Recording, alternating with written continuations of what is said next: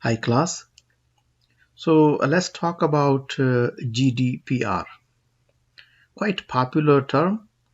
What exactly GDPR stands for? So GDPR stands for General Data Protection Regulation.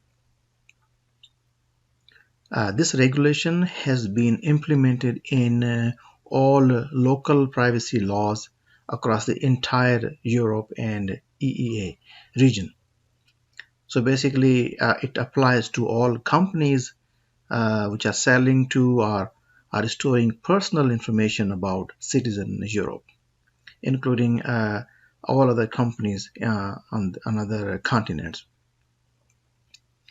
So, according to GDPR directives, personal data is uh, related to a person, such as a name or photo or email address or bank details, or even updates on social networking sites or location details, medical information, or a computer IP address.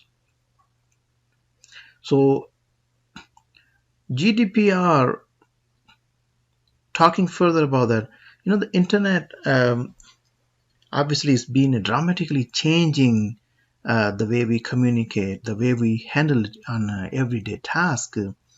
Like we send emails, we share documents, we pay bills, and we purchase goods by entering our personal details all online and without a second thought.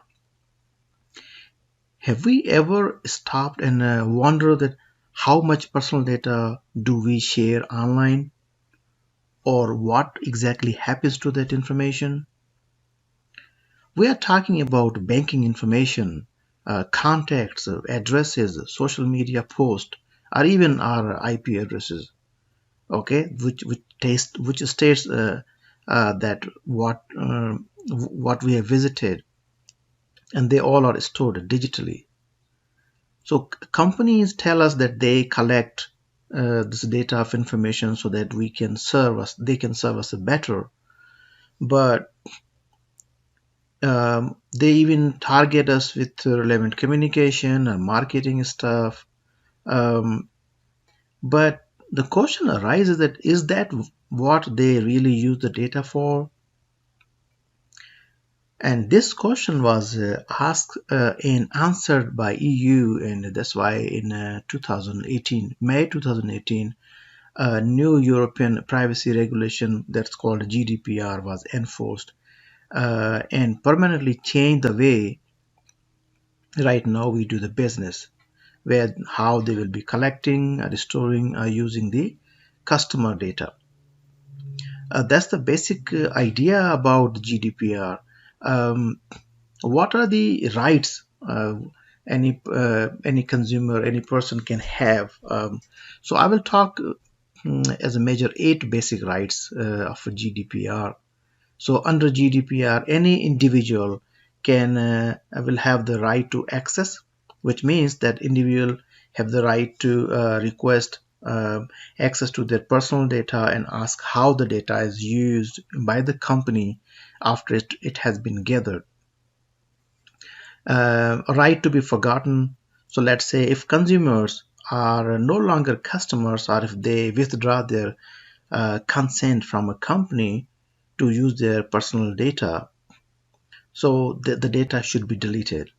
Um, the right to data portability, which where individuals have a right to transfer their data from one service provider to another, it must happen in a commonly used and machine readable format. The right to be informed, which covers any gathering of data by companies and individuals, must be informed before data is gathered. The right to have information corrected, which ensure the individuals can have their data updated if it's out of date or incomplete or incorrect. And the right to restrict processing, where individuals can request that their data is not used for processing. Their record can remain in place but not be used. The right to object, which includes the right of individuals to stop the processing of their data for direct marketing. The right to be notified if there has been a data breach which compromise an individual personal data. The individual has a right to be informed within 72 hours of first having become aware of the breach. So the GDPR in EU is a way of giving individuals, prospects, customers, contractors, and employers more power over the data and less power to organization. So the companies, when they have to follow these compliances, and obviously which gives more control to the consumers.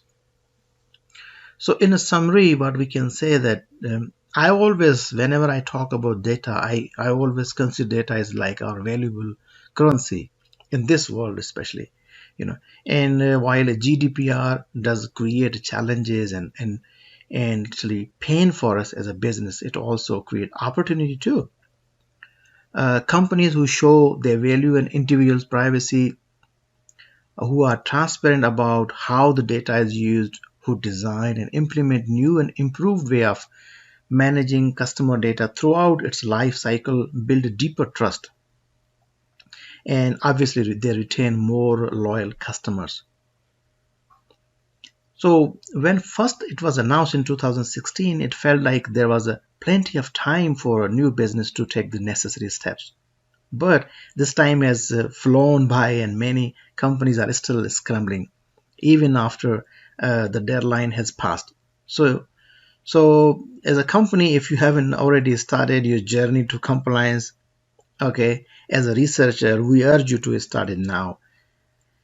Um, Dedicate time to understand what exactly you need to do in order to become a compliant and use the practical tips, and also needs to see how this GDPR impacted any business. So this was the basic information and basic definition about GDPR.